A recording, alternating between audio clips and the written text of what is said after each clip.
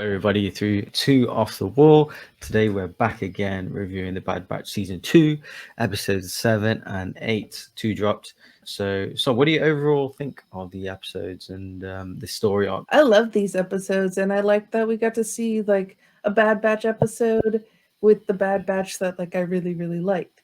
Because mostly the best episode we've seen so far is the episode without the Bad Batch before these two episodes. So to finally get them in a story arc, a two-part story arc that like is really good, really gets into the politics of the Star Wars universe. Like I kind of like that stuff, so I was here for it. Yeah, me too. I did get scared because they were only in the second episode. I thought, Mm-hmm. they again going to be a good episode without them in it. But Mm-hmm. yes, it is definitely some of the best, Star Wars that we've gotten in years for me. This goes in with the third episode and some other things as well. There's good build up in the first episode, which obviously episode 7, and then leading into kind of the dramatic stuff that happened in the second episode. I understand why they kind of released 2 episodes now. It Mm-hmm. makes total sense. Good story arc, move the story forward, character development. And when I saw like the cold open immediately with Coruscant, I knew they were Mm-hmm. in trouble. I just knew like, Yeah. it's nothing but trouble here. Capture of the Empire and the Senate and stuff. I just thought, and so many bad memories there for them, the Jedi and everyone Mm-hmm. else. So I just knew they were in trouble. Obviously starts off, like I said, so we'll first talk about episode 7, which is called The Clone Conspiracy. Like I said, starts off on Coruscant. Then we get 2 clones kind of discussing Rampart, really, Mm-hmm. and what happened about the cover up on Kamino and the base that was destroyed. They're called, I think they're called Cade and Slip. Obviously, Slip we see throughout the episode. And they explain, discussing that it was, they were taken out and everything, and Cade is then assassinated. At that point, I did think it was Crosshair as well. I thought, okay, this is his Mm-hmm. involvement in the episode because he's a sniper. But then I saw obviously his helmet wasn't his. Is that a new one? That kind of thing. Yeah, and that whole kind of opening. Um, First of all, Coruscant just looks amazing. Like the way they do it here. Obviously, we do see Coruscant in Andor, but just here the way they do it, the way they show the different levels, whether it's the Senate or whether it's the ground, the gangster element, the corruption at every level is fascinating. And the whole sniper situation was like the Sam Wessel character in Attack of the Clones. It reminded me of Obi-Wan Anakin, on the speeder through the city and stuff. So Yeah. I did really like the intro to this episode. What do you think, seeing Coruscant and being introduced to the characters? As someone who unabashedly loves the movie Attack of the Clones, and it was kind of giving me the Attack of the Clones vibes, but arguably probably better written. It was nice to see clones a little bit older that are still in the Empire, like in Coruscant, because typically the only older clones that we've really gotten to see is those who have broken away from the Empire. So it's like, oh, this is what it's like to be an older clone in the Empire. Basically, they want to get rid of you. Like, if you can no longer fight anymore, then what good are you? And so they're kind of just sitting there at the bar and discussing what happened on Kamino and that they were there. And that everyone believes Rampart's story of what happened is that it was the storm. So it was kind of like, I'm going to tell the Senate. And I'm like, oh no, you're dead. The second he was telling, Cade was telling Slip, I'm going to tell the Senate if he doesn't, I was like, he's dead. I really, really liked the political dialogue, as you mentioned, throughout this Mm-hmm. episode. Like, complete throwback, obviously, to the prequels and to the Clone Wars. Doing the whole discussions in the Senate about Mm-hmm. understanding things on an imperial and a galactic level, and a scale, um, and how decisions are made in that Senate directly affecting, you know, um, the Empire moving forward, like with the clones. But I mean, we did see like a boots on the ground level in terms of Andor, like the consequence, like the Empire on the boots on the ground. The Mm-hmm. foot soldiers and their captains, like what they do. But just seeing it at its full potential, the Senate and the characters that that play into it. Obviously, seeing Bail Organa, of course, and a number of characters that we see in other media forms. I didn't note down her name, but there's a lady who's in Rogue One as well that we see there, who's next to Bail Organa. We see again, I didn't note his name, but the banking, the guy that does the banking for the Separatists, who's in Attack of the Clones. Again, he's also there, and we see obviously Masamida. He's obviously Palpatine's right hand, and he explains the Emperor is busy, etc. And then we see this character Chuchi, who we have seen before in the Clone Wars. And we see that she's like the representative of the clones. Just a little fun side thing, her father, of course, is the character who George Lucas plays in Revenge of the Sith. He's like an extra. He gets an arc in the Clone Wars. But if you've ever seen George Lucas in Revenge of the Sith, he's like a blue alien. That's her father. So it's like a nice little obviously just before Anakin goes out to speak to the Emperor, you see George Lucas there, and that's her father. So I just thought it was super funny. And then we see Chuchi going against basically Rampart at that point, kind of partly calling him out, and him lying and kind of pretending to care about the clones, about he's got something in place for them, he's got a plan for them. But little does she know at that point that she's kind of their base is being wiped out directly because of him, and he stole funds and things like that, which we'll come to in a bit. But what do you think of the Senate and seeing all the characters and what they discussed? I love seeing the Senate, and then anytime too you get a little bit more Bail Organa is always a good thing in my book.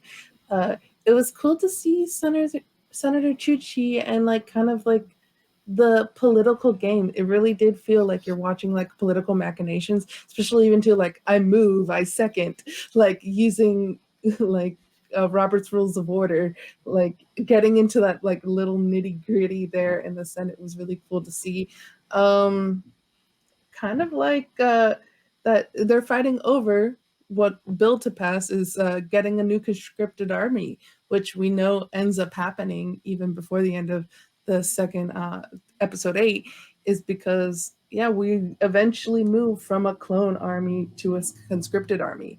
So the fact that we're seeing that bill on the floor, and as someone who's like a really political junkie like in real life, it's kind of fun to watch it in Star Wars as well. And the fact that Senator Chuchi was like, I'm going to be the representative of the clones because they don't have any representation in the Senate. And I was like, oh, that's kind of like Puerto Rico or Washington, D.C. here in the U.S. They don't have actual representation in our Congress. So I was like, she's kind of being that person. Like, what about them? Because you have half of the Senate viewing them as just an army that if they die, they die. And the other kind of half of the Senate going, no, these are actual people that are a part of our empire. Yeah, and especially like they've been their soldiers for how many years, and they, now they're talking about getting a new army. It's like, what about them? Yeah, absolutely. Yeah. And they have a shorter lifespan as well. And no severance package, or I don't know, like a pension, as they mentioned. It's just really interesting, these small things that these are the political elements in Star Wars and things like that. So and then at that point we see Chuchi goes to speak to the clones, obviously Slip, and he explains that Kamino was no accident. It was Rampart's doing, and I think it's called Tapoka, the city where was destroyed. Rampart has an assassin. He's assigned an assassin to take out Chuchi and Slip. Slip explains that I'm meeting someone. We see this someone to be Rex come out of the shadows. He obviously saves Chuchi, but doesn't obviously, unfortunately, doesn't save Slip. And then at that point, he stuns the assassin. We know someone like Rex has an extra care for clones, even though it's not on his side. If you're representative of the Empire, he still will stun you because he's a leader like that. Obviously they take him to, I think it's the Martez sisters garage. I mean, he really looks like it, so I presume it's still the same. They're just not there, asking him questions, and he kind of kills himself with one of them fake Cyanide tooth pills. things. Cyanide. Kills himself again, very political, and we've seen there's so many other, properties, and yeah, I just thought it was a good ending, and leading on to the next episode. But what did you think of the assassin killing himself, and Rex coming back, and the drama unfolding there? Starting off with like Senator Chuchi talking to the clones. So even like the older ones, they want to continue fighting, and she's like trying to figure out what they want, but like that's unrealistic. So it's interesting to see like the clone perspective is, I guess it's embedded in their DNA to just continue fighting no matter how old they get. So that's gonna be interesting to like come back to when maybe the Bad Batch are a little bit older. So that was like something that I was thinking about watching. Um, yeah, that person, that clone trooper who it said his identification was wiped off, which in the second episode, Tech was like, that should be impossible. So that it's like, okay, who was this person? And yeah, always good to see Rex. We got Rex coming back. I don't know if Slip is actually dead because the way it looked like he got hit in the shoulder. So like, I'm like, was is he still alive? Because it didn't look like a heart or like a vital organ. It looked like a shoulder hit. So to me, I was like, is he coming back? Where is he at? So I don't know. Oh, true. Yeah, I didn't even think. Yeah, I just thought he got shot, and that was it. Because no mention of him. He didn't have he didn't wake up, or like they didn't give him, Hmm. report that he was, let's give him first aid, or I don't know. Just Yeah. he just seemed dead. I mean, Um, for sure they probably killed him off if he wasn't completely dead yet, because they did come back up. But yeah, and then obviously that episode ended straight into the next episode where it begins. Of this episode is called Truth and Consequences. It begins with Omega meditating what she learned from Gunji in the previous episode, obviously the Jedi Wookiee, and she also kind of mentions that it's not really working for her, but she kind of just likes to do it. But kind of we know from the wider canon that the Force is for everybody, but it takes practice, etc. You just learnt it, so that's maybe as long why. as Maybe it's just the not for force is you. with me. So that's as they say. Um, and then Rex holograms the Bad Batch and tells them, "We need you on Coruscant. I have a mission to retrieve some data." They're really reluctant because obviously Coruscant is the hub of the Empire. They think the Empire also thinks that they're dead from Kamino, so they're in a whole kind of lot of bother. But they, Rex asks, and they go running, because they're to help their brother and stuff. So, yeah, they find a safe passage, and Rex kind of just when they meet, of course, Rex discusses the mission to achieve the retain the data. I think it's called the Venator Rampart ship. The evidence is needed by tomorrow because obviously of the Senate meeting. That's about to happen, and the fate of the clones will be decided. So, what do you think of the beginning of the episode? Seeing Omega again, I was relieved to see the Bad Batch again. I thought, oh, not Yeah, again, but luckily we got them. So, what do yeah, you think of the opening? yeah. I was relieved to see them, and I think it's a very clever way of adding them into this story because we know that the commander logs are on Rampart ship, so someone needs to go get those. So why not it be the Bad Batch doing it and not because they could have very easily just had Rex do it and the Bad Batch not be in this episode. So it Mm. was nice to have like them in it and be in this good story arc, like I said at the beginning. Um, I kind of thought it was really cute that Omega was Senator Chuchi's kind of guard. It's like, oh, I'll go with her. So you have just like little Omega like being a protector, and I thought that was very cute. I was actually relieved she went with her because as soon as they said this mission, I thought she's going to mess it up because she keeps doing Mm. that this episode. It was Yeah. getting a little annoying that she keeps getting them into trouble and wandering off. And like, I really thought they would develop her character more Mm. this series, this season, and they kind of haven't so far. That she just literally gets them into trouble every episode. So I was kind of glad she was just away with Chuchi doing kind of observing the whole Senate thing and the political stuff, and let these guys just do the action because you just wander off again and try and get them into more trouble, right? So I actually preferred that, to be honest. And Yeah. we see obviously Chuchi, as we said, go with goes with Omega to the Senate. They see Bail. He arranges them to meet. I think her name is Halle Bertoni, which is obviously an ex kind of financial senator for Kamino. She explains that that some money was moved off planet by Rampart. Bertoni then agrees to testify, but she needs evidence, which is what the Bad Batch are trying to obtain from Rampart's ship.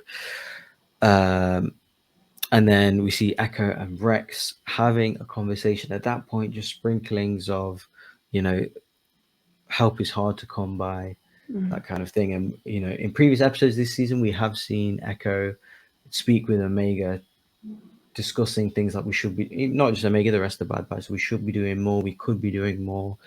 Instead of just, doing kind of missions for Sid, for small, for credits, we could be helping the cause more.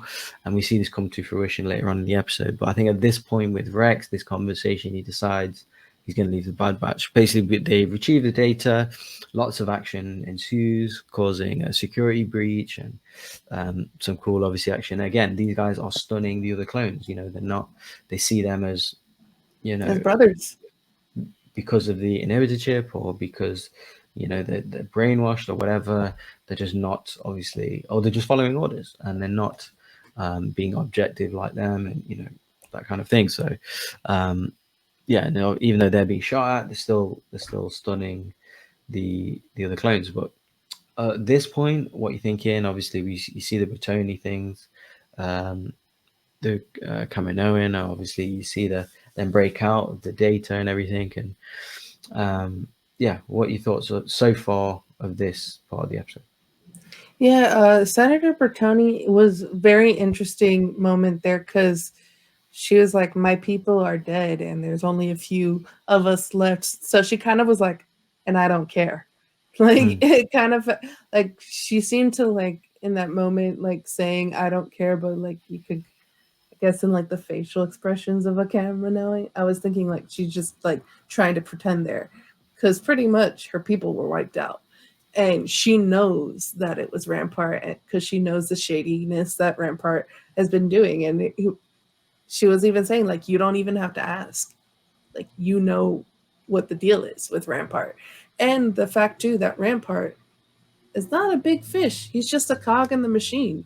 So going after him is not, to her, it feels like it's not going to do much unless there's actual evidence. So it was very interesting, those conversations that, like, the two senators were having, one being a former senator, and even Omega there being able to witness this stuff, because I think Omega witnessing like the political machinations of this episode is gonna like reform her thoughts going forward. And then with Echo, like I said earlier when we were reviewing these episodes, the first few episodes, I was like, he's gonna be the morality of this show, because he keeps talking about, like, we need to be doing more. We need to, like, not, like you said, not just be working for Sid. So that kind of little part, if we jump to the end of him deciding to go off with Rex, I was like, yeah, that makes sense. Yeah, totally. Obviously, we'll come to that at the end, but we then enter the Senate. We see Rampart basically versus Chuchi. We see that she initially makes a claim of him diverting the clone funding off world without the Senate's permission, and then she accuses him of destroying Tapuka City himself, and she's then handed the files via the Bad Batch and Omega and Bail Organa, and then she presents the evidence, and the recording is played, to the shock of the Senate and everyone watching, and then seeing obviously the Venator completely destroying Tapuka, and then just like in which I thought was really cool, just like in Revenge of the Sith when Yoda and Palpatine are fighting, the middle part rises in the Senate, and it is Palpatine, voiced by Ian McDermid, which was amazing. In reflection, we see that he's used this situation to his advantage. He's had a plan B about Rampart, or a plan C or whatever, and he uses this situation into his benefit. He kind of apologizes almost for a rogue element within the Empire in terms of Rampart, and then explains that it's not he hasn't acted alone. It's also the clones who have blindly followed orders and using that as their weakness, and accuse them of almost being defunct, or um, that we wish to kind of discontinue these so we can get a new army to protect us against these guys in case anyone uses these kind of clones in the future against us. So a master manipulator, so Mm-hmm. patient, and we see it come to fruition in the Senate, and obviously it gets voted, and now there will be no dispute of the army that he wants to build, because the Senate has voted for it, because to protect them against any other army, or that kind of thing, like he did with the Jedi, like he turned everyone against the Jedi and convinced, look, I'm now deformed and scarred because of the Jedi. Now, look, we see what these clones have done with Rampart. Let's get rid of them. Let's get an army to protect us all. So yeah, real, quite a real dictator Mm-hmm. who's good at convincing, the ordinary people. And we see, because he could enforce that himself, but Yeah. obviously to get people off world and to be a part of the Senate, to get them to all agree, I just really like to see, his political kind of intelligence being Yeah. on display there. So, yeah, what do you think of the whole Palpatine situation? How he dealt with Rampart, and obviously the Senate voting in his favor, in effect. Well, Palpatine always has plan A, B, C, D, all the way down to Z, like probably even to like some Greek letters too. Like he is always has like the extra plan, and it's to see also Organa's face and see Chuchi's face, like knowing that they've been outplanned and manipulated and outmaneuvered by Palpatine, and that Palpatine's getting exactly what he wants, and calling the clones blind followers there. So that even more takes away their autonomy, it feels like, by just saying that they blindly follow orders instead of actually being real people, which Chuchi has been trying to argue these past two episodes. So it even makes the clones even less human, kind of probably to some of the senators. Um, yeah, the just Palpatine, he's Grandpappy Palps. He knows what he's doing. He's and one thing I was also reminded of is that Rampart never told him that the Bad Batch are still alive. Mm. So that's something that the Emperor still thinks they're dead, does not know that. And how is that going to play forward with the Emperor? Because to him, that's one thing that he doesn't have planned out because they're already off of his chessboard. So that was something that I thought about at the end. I was like, oh, he still thinks they're dead. Yeah, absolutely. And just to end this episode, obviously we do get a scene where basically Echo decides to stay with Rex, and there's an emotional scene. Obviously, he has with Omega, which is really cute, and obviously he says goodbye to the rest of the Bad Batch.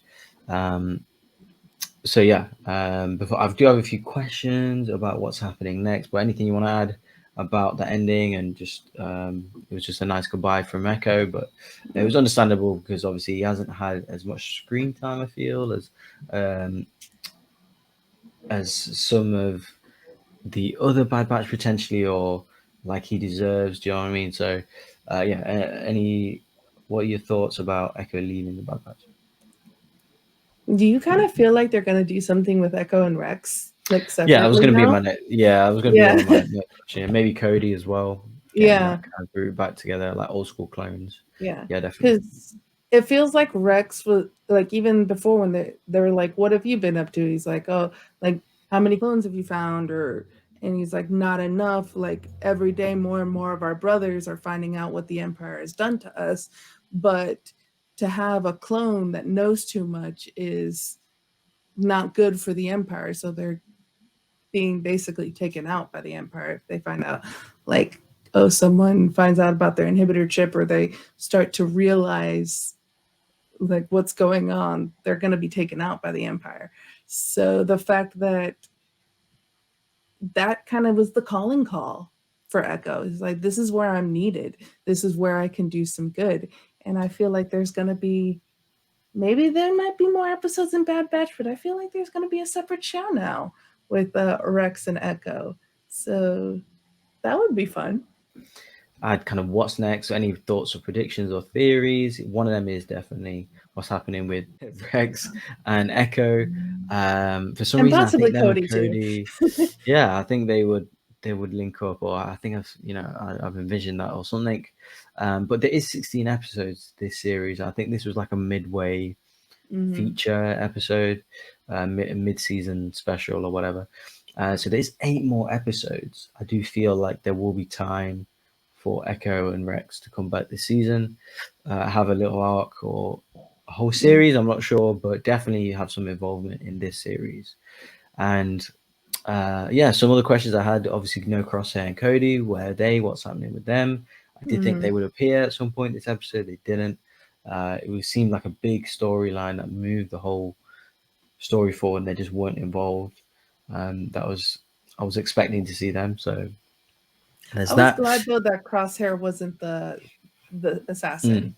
Mm, mm. I was It'd kind have of been, glad. yeah, maybe too convenient, I guess. Yeah. But yeah, it could have been interesting, him seeing the Bad Batch potentially, or coming up against Rex. That'd have been Yeah. cool as well. So it might be fun. And just lastly, the who maybe would take Rampart's place. I did feel like, as we said, as you said, really, it's not the most important role in the Empire. It's not particularly high ranking, but I think maybe Krennic could come in, even though he's kind of much more important, obviously in Rogue One and stuff. But at this point, maybe Do we slightly see lower Thrawn? level Imperial. Thrawn, yeah. Again, I think it's a little too low level for him. Mhm. But this is obviously years before we Yeah. see him, because we do see him. Um, obviously via the books and things like that, he is already in the Empire at this point. Yeah. I think he's maybe, again, that's a little too low level, or Tarkin Yeah. again, that's a little too low level. But I did think of these characters because Tarkin did get a mention, so maybe we might see an introduction of these characters. But any thoughts on who could take Rampart's place or that kind of thing? Honestly, I don't know because I kind of view it in the same way that Senator Bertoni was like, he's just another cog in the machine. So it doesn't really matter who's in that position because it's kind of like where we saw with the Power of Two with Sith. It goes, they'll keep replacing the apprentice if another one comes along that's better. So it's kind of in that same like, your life doesn't really matter because if someone comes along that's better, or if you don't fit into my plans, Right. I'm getting rid of you. And that's just the way Palpatine always has been. Yeah, definitely, especially the Empire, and Yeah. ruthless, and just next one, the Yeah. way they take people out and stuff. So, yeah, absolutely. So overall, obviously, we really like the episode. What do you guys think at home? Drop it in the comments. What's going on with uh, Crosshair Cody? What do you think that Echo will be doing now with Rex? Don't forget to like, comment, subscribe. Catch you guys on the next review.